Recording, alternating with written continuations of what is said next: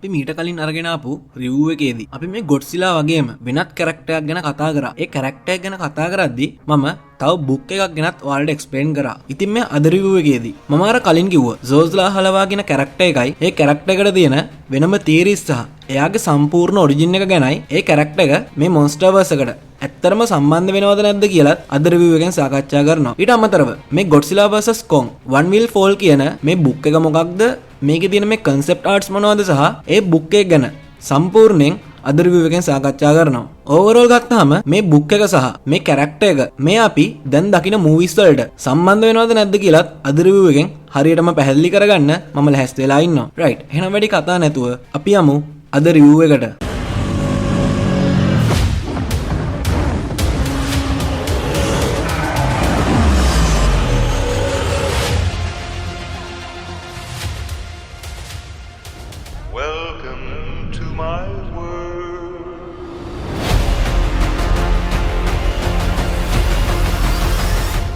ඉතින් අපි මේ වෙනකොට දන්නවා මේ විවිධ කොමික්ස්, ඒ වගේම විවිධ බුක්ස්, ඒ වගේම සමහර මූවිස්, TV සීරීස් වලින් මේ මොන්ස්ටර්වර්ස් එකේ තියෙන විවිධ ගැප්ස් ෆිල් කරගෙන යනවා කියලා. අන්න ඒ වගේ Godzilla vs Kong මූවි එකේ සිදුවීම් එක්ස්ප්ලেইন කරන්න Godzilla vs Kong One Will Fall The Art of the Ultimate Battle Royale කියලා වෙනම බුක් එකක් ඩැනියල් වෝල්ස් කියන රයිටර් විසින් ලියලා තියෙනවා. මේ පොත පිටු 156කින් විතර සමන්විත ටිකක් දීර්ඝ පොතක්. ඉතින් මේ පොත මෙන්න මේ කවර් එකේ තමයි කවර් කරලා අපිට මිලදී ගන්න ලැබෙන්නේ. මේ පොත ප්‍රධාන වශයෙන් පාර්ට්ස් 7කට බෙදලා තියෙනවා. පළවෙනි පාර්ට් එකේදී මේ මූවි එකේ සිදුවීම් කෙටියෙන් විස්තර කරලා තියෙනවා. ඒ වගේම තමයි Godzilla vs Kong මූවි එක රූගත කරපු සිද්ධීන් සහ ඒ සම්බන්ධ සිදුවීමුත් මෙතනදී සඳහන් කරලා තියෙනවා. මොනාක් එක ගැන සහ Apex Cybernetics එක ගැනත් මෙතන සඳහන් කරලා තියෙනවා. ඒත් එක්කම අපිට මෙන්න මේ චරිත, ඒ කියන්නේ මේ මූවිස් වලදී දකින්න ලැබුණු චරිත ගැනත් අපිට අවබෝධයක් ලබා ගැනීම සඳහා එක්ස්ප්ලেইন කරලා තියෙනවා. ඊට පස්සේ මේ Godzilla සහ Kong ගේ ගැටුම ගැනත් විස්තර කරලා තියෙනවා.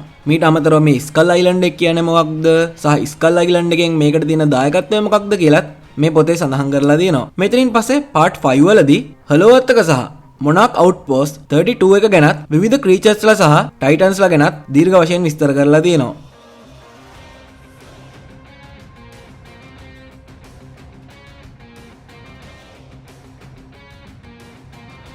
ඉතින් මේ පාර්ට් 5 වල Ancient Temple කියලා එක chapter එකක් තියෙනවා. මෙන්න මේක තමයි අද අපි මේ කතා කරන්න යන මාතෘකාවට සම්බන්ධ වෙන concept art එක ඇතුළත් කරලා තියෙන්නේ. කොහොම හරි මෙතනිනුත් පස්සේ මේ හොංකොං වල සිද්ධ වෙච්ච ගැටුම, ඒ වගේම මේ final fight එක ගැනත් මේ ලෝකේ ඉන්න මේ monstersලා ගැනත් දීර්ඝ වශයෙන් මේ ඉතුරු පිටුවලදී explain කරලා තියෙනවා.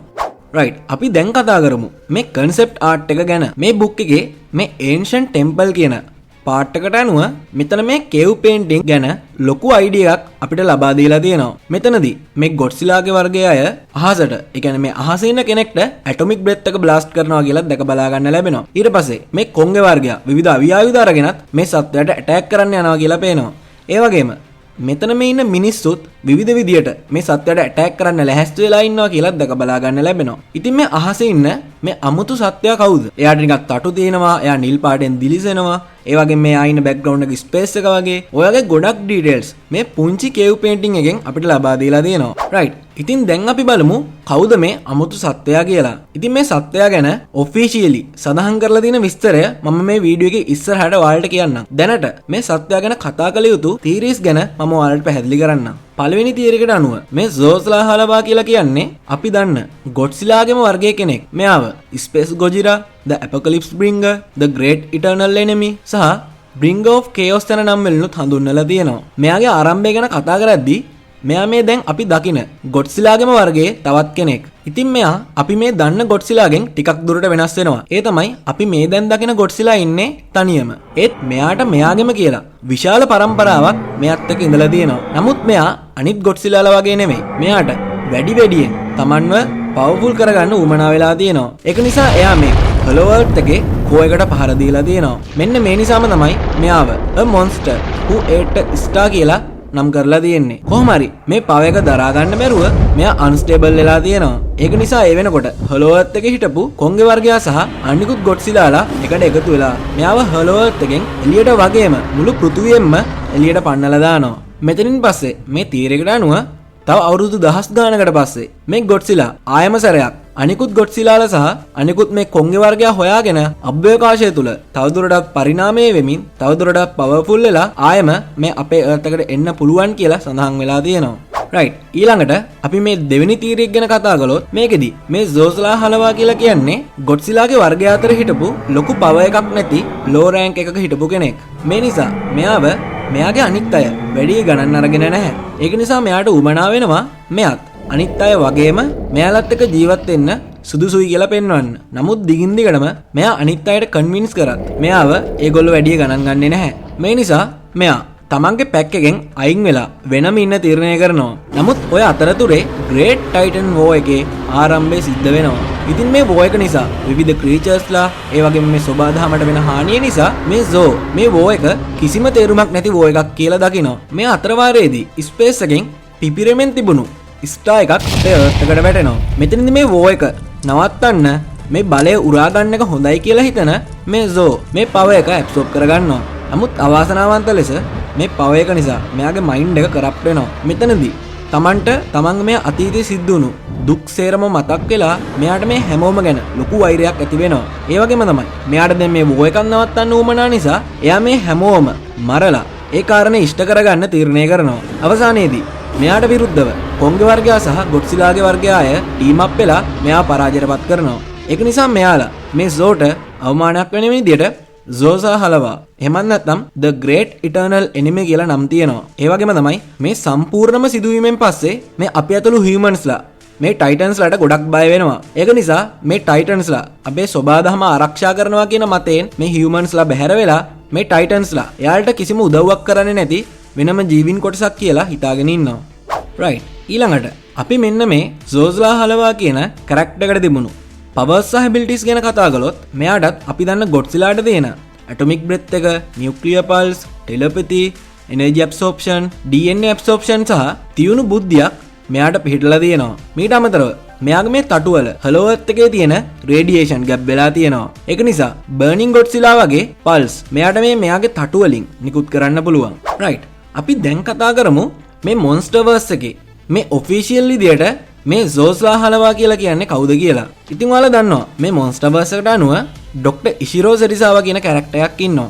ඉතින් මෙයා තමයි මේ ගොඩ්සිලා වෙනුවෙන් තියෙන විවිධ මිතොලොජි දැකලා මේ ගොඩ්සිලාට ගොජිරා කියලා නම තියන්නේ. ඒ වගේම ගොඩ්සිලා කිං ඔෆ් ද මොන්ස්ටර්ස් මූවි එකේදී මොනාක් එකෙන් මෙයාට ටයිටේනස් ගොජිරා කියලා තමයි කතා කරන්නේ. ඊට පස්සේ ගොඩ්සිලා vs කොන් ඔෆිෂියල් නවල් එකේදී ඊවි ගෝත්‍රයේ අය මේ අපි දන්න ගොඩ්සිලාටම සෝස්ලා හලවා එහෙමත් නැත්නම් The Great Eternal Enemy කියලා එයාලගේ භාෂාවෙන් හඳුන්වලා තියෙනවා.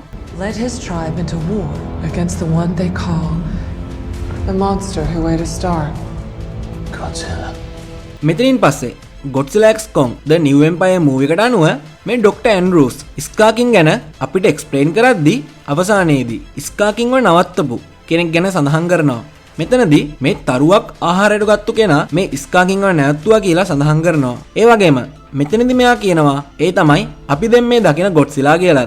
Led his tribe into war against the one they call the monster who ate a star. Godzilla.